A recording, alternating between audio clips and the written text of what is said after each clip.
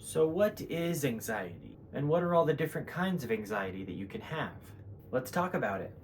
Once there was a boy, and stuff happened to him. Now he is a grown man, and they call him the anxious guy. Hey everybody, Christian again. Thank you for being here. So anxiety defined. What is anxiety exactly? It is a feeling or emotion of fear, turmoil, dread, or uneasiness. So I just started Skyrim again. You what? It's a very popular video game. If you haven't ever heard of it, it will probably absorb your life the first time you play it, like it did to me. It's such a good game. It's so good. The Streets of Whiterun. Anyway, I love playing Skyrim. And just like any other video game, you have your health bar, and in the game you can sleep in a bed. Sometimes in Skyrim, you'll try to sleep to recuperate your health. It will say that enemies are nearby, and it doesn't let you sleep if there's an enemy nearby that you have to kill first. Well, sometimes it says, hey, there's an enemy nearby, but you look around and you don't see anything. Not even a freaking mud crab. This is exactly what anxiety is like. You're worrying over something that really isn't even there. Your brain is just blowing up. Danger, danger, danger. But there is no threat. Maybe you're in a social situation. We're going to talk about that in a second.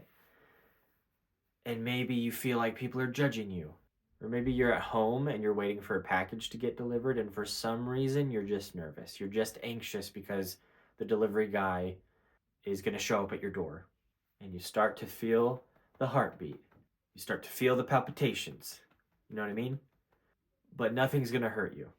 And that's why I love that example of Skyrim, and I will never forget it. Okay, so we said that anxiety is a feeling of despair or worry or stress or fear. So what are some of the symptoms?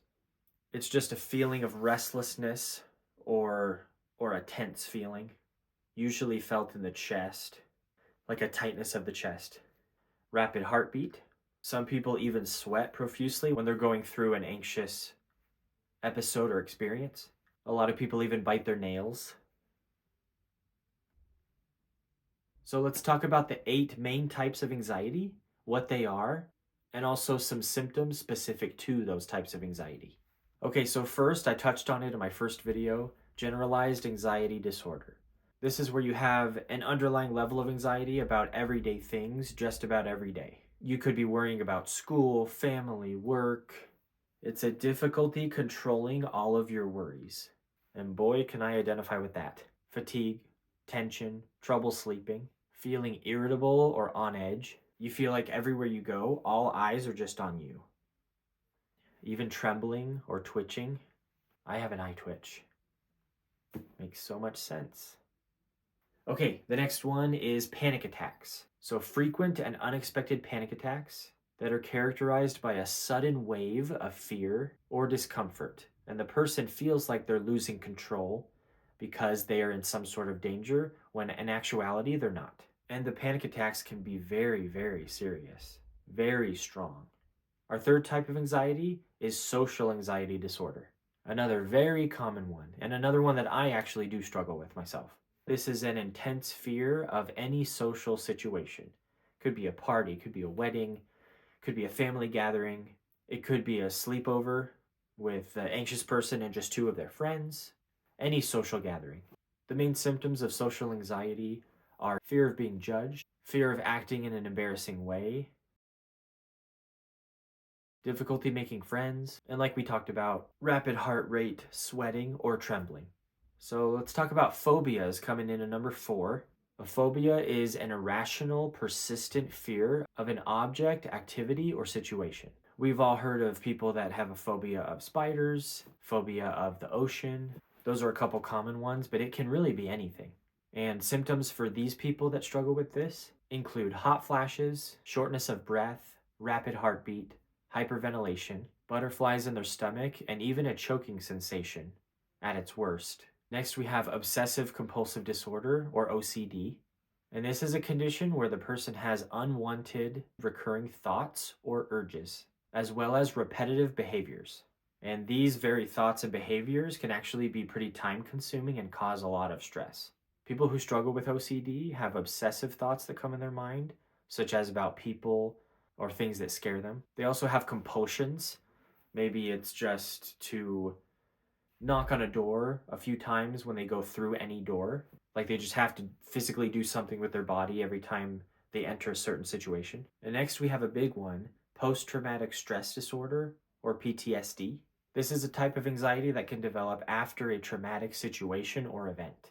And symptoms of PTSD include negative thoughts, negative emotions, physically feeling on edge, trouble sleeping, getting startled easily, and also avoidance. So they'll try to avoid situations or places that could bring back that feeling of trauma. And who's to blame them? The last two are ones that primarily children struggle with, but adults still do experience them. And they are separation anxiety and selective mutism. Separation anxiety is when a child is separated from their parent or their guardian, and they feel a sense of worry or despair because they don't have that person that they're attached to comfort them. And going along with that is selective mutism, where that child is experiencing the anxiety and worry and fear that comes from not having that parent or guardian close by. And so they just close themselves and they don't speak. They can even look frozen or paralyzed out of shyness. And often they will use hand gestures or other gestures with their body to get their needs met without actually verbally saying anything. So these are the main types of anxiety that we know of that people do suffer with. And of course, it's not fun to have anxiety. I think that it really can make us humble and kind of give us that push to reach out to family, friends, even our coworkers if we feel comfortable with that, to let them know, hey, I struggle with anxiety. I'm trying to overcome it. What are some of the ways that you have overcome your anxieties or fears? That's a totally valid question that you can ask, I think, in any social circle or to any family member who loves you. I really do want to sincerely thank all of you for watching. I hope that you learned something in this video.